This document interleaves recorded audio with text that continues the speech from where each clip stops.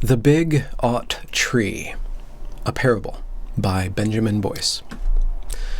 I met my love by the big ought tree, its fruits and leaves so fair and free. It told us what we both should do to save the world and make it new. Tear down the systems that confine, topple statues, demand resign every head of state who don't bend the knee to what is woke. And thus my love and me, we got our friends to help with the big ought tree's great plan, and through the town our chants and marches did resound. And once the mayor bent to us, we demanded that she trust us to enact the big tree's will, to dismantle Capitol Hill.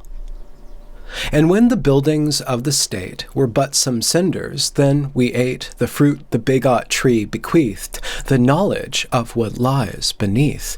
Every system, good or bad, it's all just power, and so we had our senators and teachers stand upon a platform beside the band. And one by one we hung them high, as music gleeful filled the sky. We laughed and shouted as they pissed, and shat themselves not was amiss.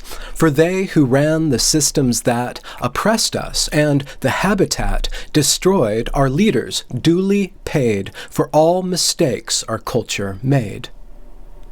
Then back we went, my love and me, to where stood proud the big ought tree.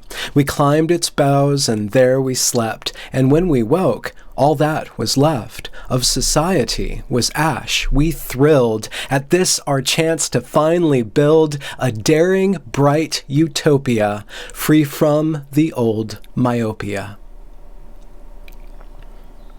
That was The Big Ought Tree, a Parable by Benjamin Boyce.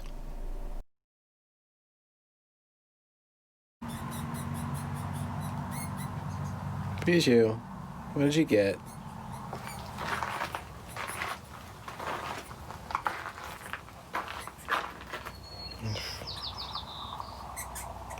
Poor bowl.